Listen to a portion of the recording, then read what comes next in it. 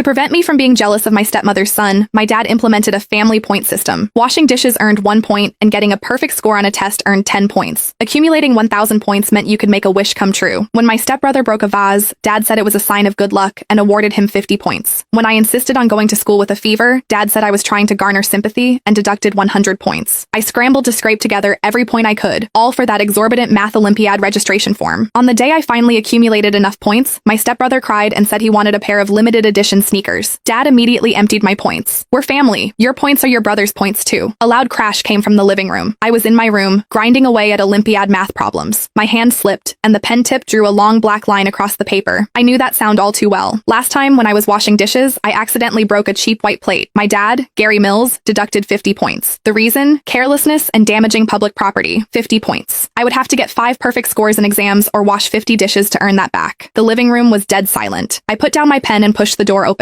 The floor was a mess. That antique vase, Dad's pride and joy, had shattered into pieces. My stepbrother was stepping on a soccer ball with a nonchalant smirk on his face. My stepmother, Esther, was crouching on the floor. "Oh dear, Patrick, how could you be so careless? This is Gary's favorite vase." She scolded Patrick, but at the same time, completely shielded him from my father. Dad stood beside her with a grim face, his chest rising and falling rapidly. I leaned against the doorframe, feeling a strange sense of schadenfreude. That vase was supposedly worth thousands of dollars. According to the family point system rules, damaging property resulted in a point deduction equivalent to the property's value. Patrick's pitiful amount of points wouldn't even cover the cost. It would go into the negatives. I waited for the show to begin. Dad took a deep breath, his eyes going back and forth between Patrick and the shards on the floor. Patrick pouted. "I was just kicking a ball around. The vase wasn't very steady." I scoffed. If it were me, I'd have been slapped by now. Dad glanced at Esther, who was already tearing up, as if they were a pitiful widow and a single child who were about to be bullied. Dad suddenly smiled. It's all right.